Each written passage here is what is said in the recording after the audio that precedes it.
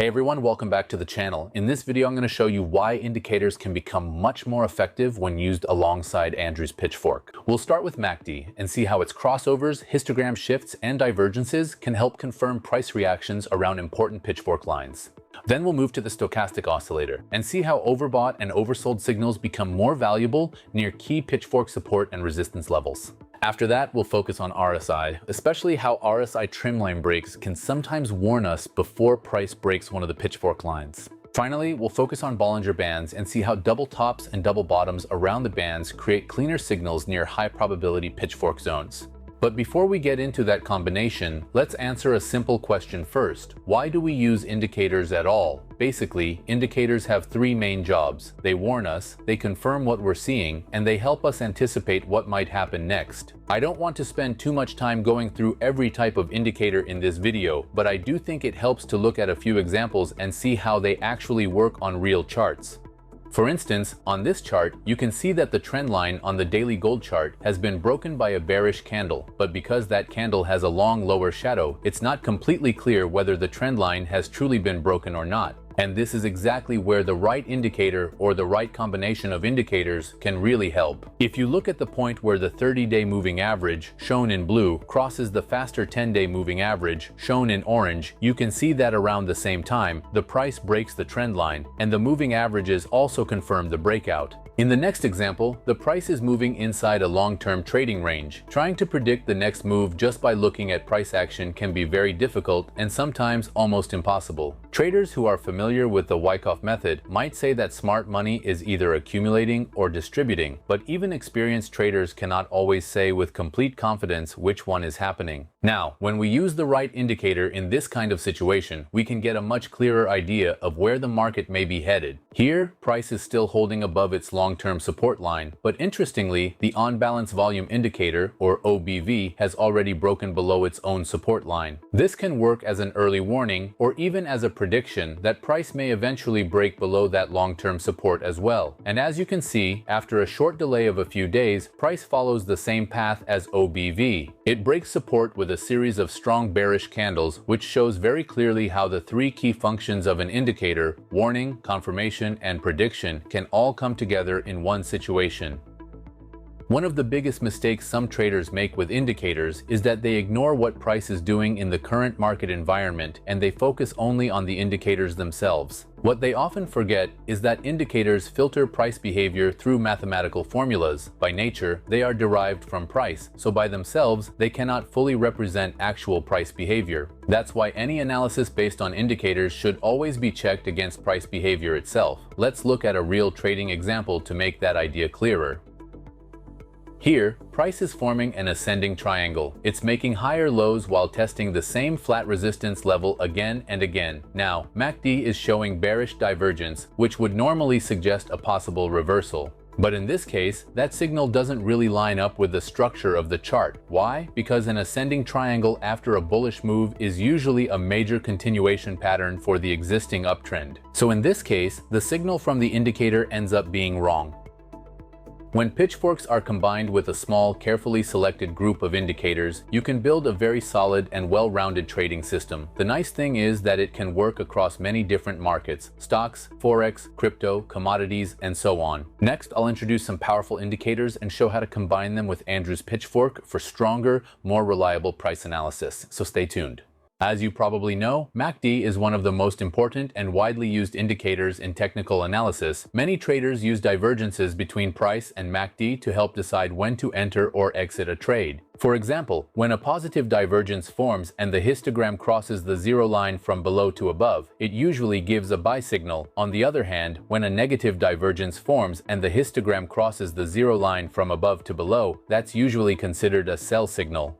In this example, price is moving inside a trading range. Then it breaks its medium-term trend line to the downside. If we look at MACD, the faster line has crossed below the slower line, and the histogram, which had stayed above the zero line for quite a while, drops below it and changes color. We also have a clear negative divergence between price and the histogram. Together, these signals make the trendline break much more likely to be valid. As expected, shortly after the breakout is confirmed, price begins a strong bearish move, so the previous trading range turns out to be a distribution zone. By now, I think you can see how powerful MACD can be as a signaling tool when it's used correctly on charts. But now let's get to the main point of this video and see how correctly drawn pitchforks can make our buy and sell signals much more accurate and effective. Here, on the daily chart of the US dollar index, or DXY, price had been falling sharply for several weeks. But it looks like this strong downtrend has started to lose momentum, and we can see some midterm moves pushing upward. If you have some experience in financial markets, you know that after a strong bullish or bearish trend, the market usually doesn't reverse instantly. Most of the time, it moves into an accumulation or distribution phase, where price stays inside a long trading range. During this phase, many traders have a hard time figuring out where the market is going next, but when you know how to read the structure and apply the right tools, this kind of market condition can create a very solid trading opportunity. As I explained in the earlier episodes of this course, whenever we expect price to move sideways inside a trading range for a while, the best pitchfork to draw is usually a shift pitchfork. So we start by choosing 3 valid fractals and then draw the pitchfork based on those points. Then, when price reacts properly to the internal 0.618 Fibonacci line and the median line of the pitchfork, we can be fairly confident that this pitchfork is reliable and can capture future price swings accurately. When price comes back to the upper parallel line of the pitchfork and reacts to it again, that's when we need to watch MACD closely. After touching this line, price forms a strong reversal candlestick pattern. At the same time, the fast MACD line crosses below the slower line and the histogram shifts phase by moving below the 0 line. And if those signs still don't seem strong enough for a short trade, notice the clear 3-push pattern and the obvious divergence between price and the MACD histogram. Finally, after entering the short position, we can place the first profit target at the median line. But since price may continue toward the opposite side of the range, we can leave part of the short position open and set the second target at the lower parallel line of the pitchfork. Alright, now let's take it one step further. In the next example, which took place on GBP/JPY in the 4-hour time frame, we can see that after a strong move to the downside, price seems to be stuck in an extended corrective phase. And as you might guess, one of the most effective pitchforks for this type of situation is the shift pitchfork. When the price reaches the upper parallel line of the pitchfork, we once again look for a short trading opportunity, and we want that opportunity to be confirmed by MACD as well. But this time, I want to introduce the Fibonacci fan for the first time in this series and show how it helps create what we call X points. Personally, I like to draw this tool from fractals that are fairly far apart, especially points where the price made a clear turn afterward. The way price reacts to the early lines of the Fibonacci fan is also very important because those reactions can give us strong clues about how price may behave around the next lines. As you can see, after we draw the tool from the selected fractals on the chart, the intersection of the 0.618 Fibonacci line and the upper parallel line of the pitchfork creates an X point. If this area also gets confirmation from MACD, it can create strong potential for a move lower. Now, to take the analysis one step further, look at the ABCD pattern on the chart. This is the simplest harmonic pattern, and it is the foundation for many of the more complex harmonic patterns, so it shouldn't be too hard to recognize. In a standard ABCD pattern, as you know, the length of wave CD equals the length of wave AB. By using the Fibonacci projection tool, we can identify that level, and as you can see, it sits almost exactly near our X point. After that, all we need to do is wait for the MACD lines to cross downward and for the histogram to turn red. And if you want to optimize your entry, you can even move down to a lower time frame and look for a better risk to reward entry. Either way, once we're in the short trade, the first profit target can be placed around the median line of the pitchfork.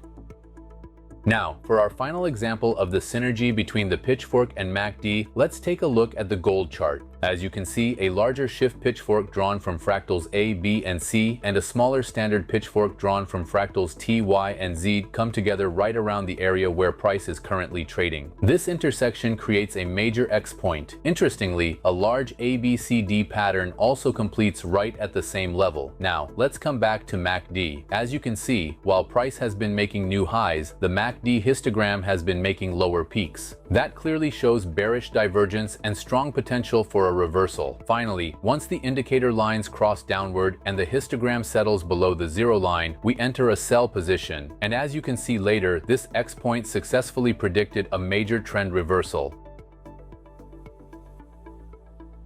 As you may know, the stochastic oscillator is a momentum indicator. It shows where the closing price is positioned compared to the highest and lowest prices over a specific period. Momentum usually changes direction before price does, so we can use this indicator to identify potential price reversals by looking for bullish and bearish divergences as well as overbought and oversold conditions. Just as a reminder, values above 80 show overbought areas, while values below 20 show oversold areas. One important point here is that we should only evaluate stochastic buy and sell signals when the price is interacting with one of the pitchfork lines. Since this indicator works very well in non-trending, range-bound markets, combining it with a pitchfork can produce very accurate trading signals. Here, on the daily chart of Euro to US dollars, we draw a standard pitchfork from 3 points, A, B, and C. After the price reaches the median line, it pulls away from it. If you've watched the earlier videos in this series, you already know that this is when we draw the pitchfork's warning lines. As the price moves out of the pitchfork, it starts a downward trend. That gives us a reason to draw a short-term channel. This smaller channel also sits inside a larger channel, which is created by connecting the marked points on the chart. As you can see, the intersection of the second warning line and the lower lines of these two channels forms an X point. So from here, we need to watch both the price movement and the signals from the stochastic indicator closely. Finally, when a reversal candlestick pattern appears and stochastic confirms the signal, we can enter a long trade and place the profit target on the opposite side of the larger channel.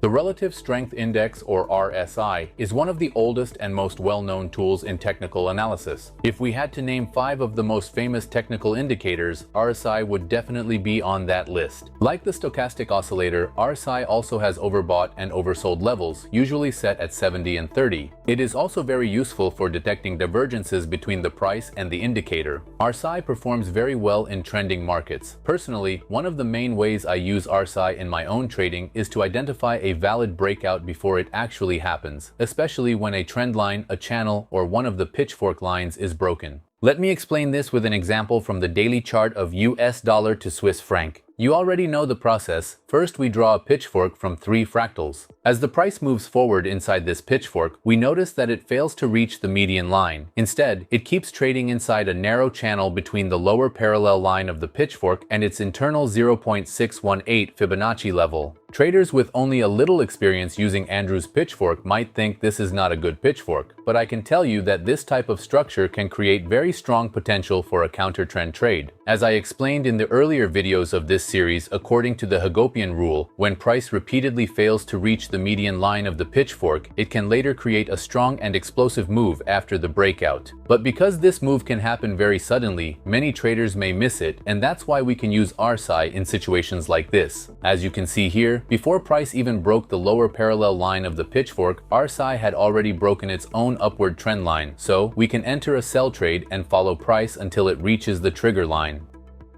Bollinger Bands are one of the most popular technical analysis tools for trading different markets. Many traders use this indicator to identify overbought or oversold conditions. In other words, they sell when the price touches the upper band and buy when the price touches the lower band. But in this section, I want to show you why you cannot simply buy or sell every time the price reaches the upper or lower band. I should also mention that, just like stochastic, this indicator works extremely well in range-bound markets. The default settings for Bollinger Bands are a 20-period simple moving average and a standard deviation of 2, and in practice, more than 90% of price movements usually stay inside the bands, but there are still some general adjustments to keep in mind. If the price reaches or breaks the outer Bollinger Bands too often, the bands may be too sensitive or too tight for that market and time frame, so a longer moving average or a higher standard deviation setting may be more suitable. On the other hand, if the price rarely reaches the outer bands, the bands may be too wide or too slow.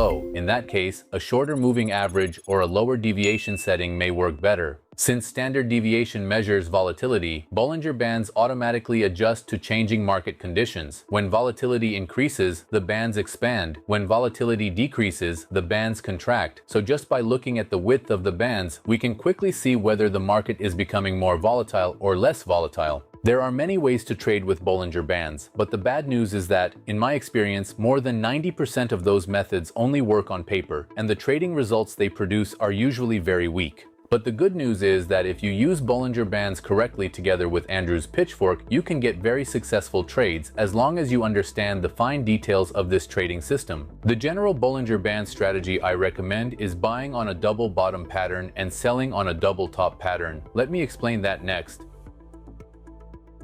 When the price moves below the lower band and forms a low, followed by a second candle that forms another low inside the band, a potential double bottom develops. A buy order can then be placed above the high of the second candle. The upward move is further confirmed when the price crosses above the middle band and begins moving toward the upper band. When the price pushes through the upper band and makes a high, and the next candle makes another high below that band, a double top pattern forms, so a sell order can be placed below the low of the second candle. Then the downward move is confirmed when the price crosses below the middle line and moves toward the lower band. Now, let's see how we can trade this strategy properly by combining it with a pitchfork. As you can see, we have drawn a standard pitchfork based on points A, B, and C. We have also drawn a shift pitchfork using X, B, and C. The reason the B and C fractals matter in both pitchforks is that price made a strong move before reaching them and another strong move after leaving them. If you've been following this playlist from the beginning, you already know that Fibonacci lines, as well as the 50% level of the pitchfork, can be used to form X points, as long as price has reacted well to them in the past, just like the main pitchfork lines. When the price reaches the X point marked on the chart, it pauses at that level. Now, we need to examine the Bollinger Bands more closely. As you can see, the price first forms a large candle with a relatively long lower wick extending below the lower Bollinger Band. Then the next candle barely manages to form a low almost exactly at the lower band. So with a little flexibility, we can treat this as a double bottom pattern. And because the X point already gives us strong confidence, we can enter a buy trade above the high of the second candle. Another advantage of combining pitchforks with Bollinger Bands is that we can choose better take profit levels based on the pitchfork lines. To be honest, I rarely use Bollinger Bands to exit my trades because the bands keep changing position as price develops. Pitchfork lines, on the other hand, remain fixed unless we optimize that pitchfork, so they serve this purpose much better. We can later exit the trade when the price reaches one of the upper parallel lines of either pitchfork, although in this case, the price eventually moved beyond those levels. Last but not least, our final example of combining Andrew's pitchfork with Bollinger Bands is on the NZD to USD chart. This example is especially important because it shows how to use a mini pitchfork alongside a larger one. It also reminds us why the pitchfork's external lines can be so valuable. Mini pitchforks could easily become a separate topic, and I may even make a dedicated video about them at some point. They are especially useful for spotting major trend changes early. But for now, let's get back to the example. As you can see, the median line of the larger pitchfork intersects with the second warning line of the mini pitchfork, creating an X point. If you're not familiar with warning lines in pitchforks, you can check out this video on the channel. Just like in the previous example, the price forms a clear low below the Bollinger Band with a long bearish candle, but the next candle stops almost exactly at the lower band. Keep in mind, we allow this flexibility only because we have strong support from Andrew's pitchfork. Otherwise, we might miss a good trading opportunity. So we can enter a buy trade above the high of the green candle and stay in the trade until the price reaches the upper parallel line of the larger pitchfork. So, to wrap things up, indicators become far more effective when combined with price structure, and Andrew's pitchfork provides exactly the structure we need. If you found this video helpful, make sure to like, subscribe, and follow the rest of this series. Thanks for watching, and I'll see you in the next video.